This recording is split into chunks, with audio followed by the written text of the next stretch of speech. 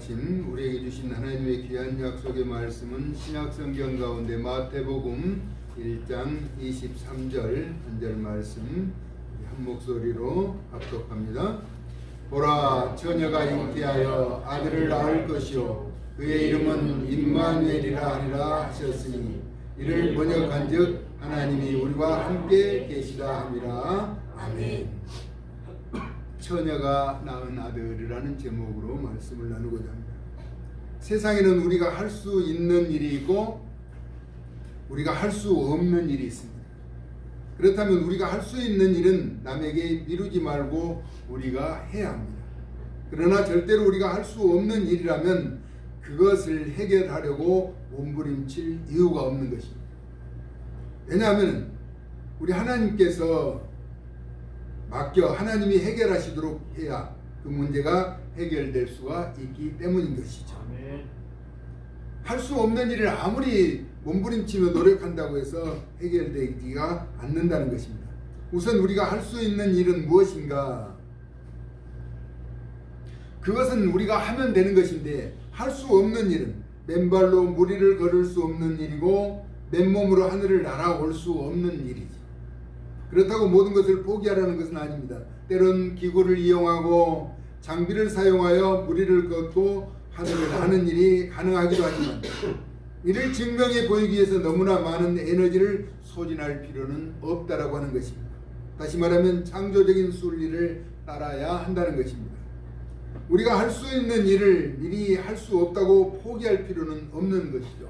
오늘 본문에 등장하는 마리아는 자신이 할 수 없는 일이라는 사실을 알았던 것입니다. 그래서 마리아는 정중하게 천사의 제안을 거절했었지만 천사의 설득으로 이를 허락하게 되죠. 다시 말하면 모든 영적인 일은 제한적인 육체적인 일에 우선한다는 중요한 진리를 우리에게 가르쳐주고 있습니다. 마리아가 수긍했던 것처럼 내가 할 수 없는 일이지만 하나님이 우리에게 하시도록 한다면 마리아처럼 수긍하면서 나아가는 성숙한 하나님의 사람들 되어질 수 있기를 예수님의 이름으로 축복합니다. 아멘.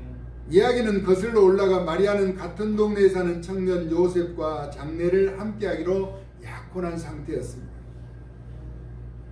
그때 마침 나이가 많아서 아이를 갖지 못한다는 제사장 사가랴의 아내 엘리사벳에게 좋은 소식을 전했던 가브리엘 천사장이 6개월 후에는 마리아를 찾아온 것입니다. 그는 이미 다윗의 자손 요셉이라는 사람과 약혼한 처녀 마리아에게 은혜를 받은 자여 평안할지어다 주께서 너와 함께 하시도다 라고 인사를 하죠. 천사장으로부터 은혜를 받은 자라는 말과 주께서 함께 하신다는 말을 들은 마리아의 놀라운 반응이죠. 이러한 인사가 어찌함인가 라고 말합니다. 그렇게 생각할 때 천사가 하는 말이 마리아여 무서워하지 말라. 내가 하나님께 은혜를 입었느니라 라고 말합니다. 여기서 은혜라고 하는 것은 카리스라고 하는 헬라어 카이로에서 유래하여 기뻐하다 기쁘다에서 시작하여 총애를 받고 신의를 얻은 자라는 의미를 갖고 있습니다. 그러면서 먼저 마리아에게 무서워하지 말라고 했는데 포메오라고 하는 헬라어를 쓰는데 무서워하거나 두려워하지 말라는 것입니다. 이는 공경하고 존경하고 경외해야 한다는 것입니다. 그러면서 누가복음 1장 30절에 마리아에게 천사가 그 배경을 설명하였습니다. 내가 잉태하여 아들을 낳게 될 것인데 지금 처녀의 몸으로 아들을 낳는다라고 하는 것은 사실상은 불가능한 것이죠. 그런데 영적인 일이죠. 그 이름을 예수라고 부르라는 것이었습니다. 예수님은 큰 자가 되고 지극히 높으신 이의 아들이라 일컬어질 것이다. 그리고 주 하나님께서 그토록 귀한 조상 다윗의 왕위를 예수님에게 주시리라는 설명이었습니다. 나아가 영원히 야곱의 집을 왕으로 다스릴 것이며 그 나라가 무궁하리라는 말씀이었습니다. 천사의 계속되는 설명을 듣고 마리아가 천사의 제안을 거절하기가 어려웠던 것은 자신의 몸에서 태어날 예수가 왕위를 계승하고 그 영광이 당대에 그치지 않고 영원할 것이라는 설명에 마음이 머물렀던 것이죠. 육적인 사람이 영적인 반응을 보인 것이죠. 고심하던 마리아가 뱉은 이야기는 나는 남자를 알지 못하니, 남자를 가까이 하지 않았는데 어떻게 이런 일이 있을 수 있겠는가라는 의구심을 나타내죠. 아직은 육적인 안목에 머물러 있던 마리아에게서 나올 수 있는 충분한 대답이었습니다. 우리도 이제까지 믿음이 있노라 하고 아직 육체적인 생각에만 머물러 있다면 재고해 보아야 한다는 것입니다. 천사가 설명하는 그 내용을 마리아가 수긍했던 것처럼 우리도 받아들일 수 있는 것인지.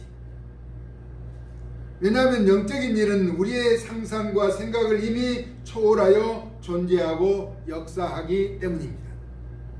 천사의 대답은 성령이 내게 임하시고 지극히 높으신 이의 능력이 너를 덮으시리니 이렇게 하여 태어난 아들은 거룩한 이의 하나님의 아들이라 불려지게 될 것이다 라고 말씀합니다.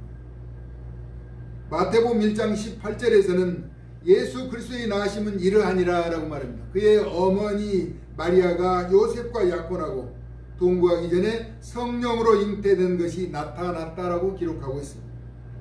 이제 거룩하신 성령의 역사하심이 그동안의 육체적인 생각과 경험을 완전히 뛰어넘어 일하고 계신다는 것입니다.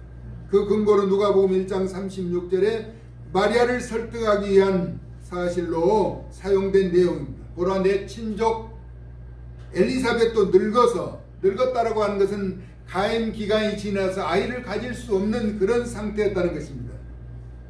그런데 엘리사벳도 늙어서 아들을 배었느니라 임신하였다는 것이죠. 임신하지 못한다고 알려진 엘리사벳이 임신한 지 6개월이 되었다라고 이야기합니다. 왜냐하면 하나님의 모든 말씀은 능하지 못하심이 없느니라 라고 말씀하고 있죠. 하나님의 말씀에 대해서 우리가 한번 생각해 봅니다. 빛이 있으라 하시니 빛이 있었다라고 창세기 1장 3절에 말씀하고 있습니다. 하나님은 말씀한 대로 그대로 이루시는 분이라는 것입니다. 아무것도 없는 혼돈한 상태에서 빛이 있으라고 명령하자 빛이 생겨났다라고 성경은 우리에게 말씀하는 이 사실을 믿는다면 마리아에게 천사가 성령으로 잉태될 것이라고 말씀하는 그 원리와 무엇이 다르겠는가 하는 것입니다.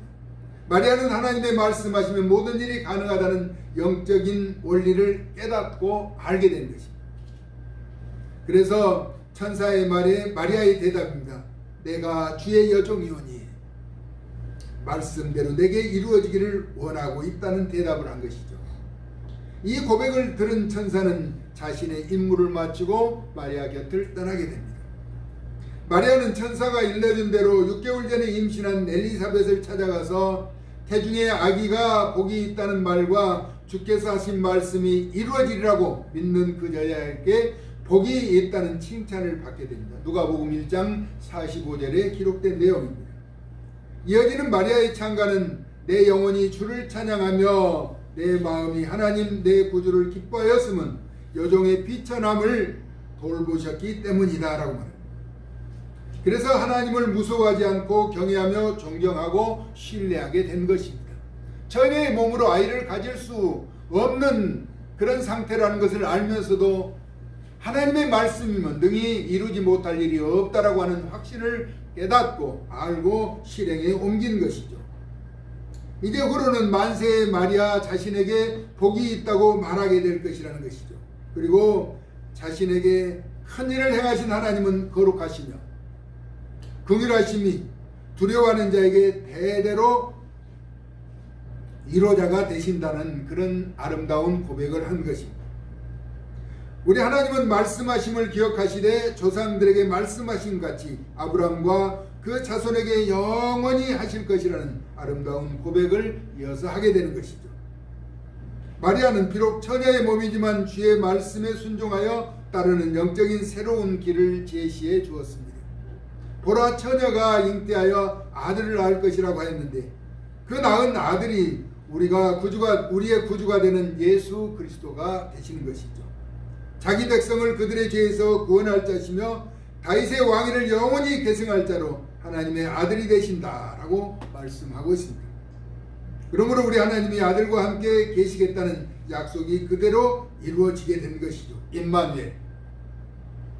번역한 내용이 하나님이 우리와 함께 계시다는 뜻이랍니다. 이는 우리를 떠나실 수도 없고 우리가 떠나 보내실 수도 없는 분, 임마누엘, 하나님과 늘 함께 동행하면서 승리의 삶을 사는 구별된 하나님의 사람들 되어질 수 있기를 예수님의 거룩하신 이름으로 축복합니다. 아멘. 그래서 언제나 우리와 함께 계시는 임마누엘의 하나님을 찬양합니다. 할렐루야. 아멘. 이제 우리도 완전하지는 않지만은 그동안 살아온 육체적인 삶에서 벗어나서 영적인 깊은 안목을 가지고 주님께서 우리에게 말씀하시면 그 말씀에 순종하며 따르는 성숙한 자들이 되어야 할 것입니다. 오늘 앞서도 찬양했던 우리가 가야 하는 본향의 아름다운 모습을 입술로 고백하며 찬양했잖아요. 여기에 계신 우리 누구는 그날에 가본 적은 없습니다. 그러나 하나님의 말씀이고 하나님이 약속하셨기 때문에 그 말씀을 붙잡고 소망하며 살아가게 되는 것입니다. 어쩌면 마리아도 한 번도 가져보지 않았던 아이를 갖게 된다는, 그것도 하나님의 능력으로 자기 백성을 죄에서 구원하실 메시아가 태어난다는 사실 앞에 엄청나게 두려움도 있었을 것이랍니다. 무서움도 있었을 것이라는 겁니다. 설레움도 여러 가지 기대도 있었을 것이랍니다. 천사가 그래서 무서워하지 말라, 두려워하지 말라는 것입니다. 우리는 하나님을 공경하고 존경하고 신뢰할 뿐이지 두려워하거나 염려할 뿐, 걱정하거나 무서워할 뿐은 아니라고 하는 것입니다. 다시 말하면 후세가 마리아를 기억하며 복되다고 말하는 것처럼 믿음의 아름다운 흔적을 만들어 가자는 것입니다. 할렐루야. 아멘. 믿음으로 낳은 자녀, 하나님이 그들과 함께 항상 함께 할 수 있도록 복음에 매여 살게 하자는 것입니다. 말씀에 순종하여 처녀가 아들을 낳은 것처럼 진리를 증거하고 열매가 맺도록 의로운 도구로 쓰임을 받자는 것입니다. 우리 모두 다 마리아가 처녀의 몸으로 아들을 잉태하여 예수 그리스도를 출산했던 것처럼 우리도 하나님의 약속의 말씀을 붙잡고 하나님을 믿는 믿음의 영적인 자녀들을 많이 잉태하고 출산하는 거룩한 일에 복되고 아름다운 도구들로 쓰임바 되어질 수 있기를 예수님의 거룩하신 이름으로 축복합니다. 아멘. 예수님은 육신을 입고 이 땅에 오셨습니다. 우리를 위해서 오셨습니다. 아기 누울 곳이 없는 사관에 머물 곳이 없어서 그 위에 머물렀던 우리 구주 예수, 그분이 나의 구세주가 되신다라고 하는 사실은 참으로 놀라운 일입니다. 우리는 그 사실을 믿고 이 가파르고 험악한 죄악된 세상에서 그분을 신뢰하면서 영원한 영광의 나라를 소망하면서 한 걸음 한 걸음 나아가게 되는 것이죠. 비록 그 위에 태어난 아기지만은 이 땅의 왕으로 오신 메시아, 그는 자라서 하나님의 거룩한 뜻을 나타내는 존귀한 우리의 구세주가 되셨습니다.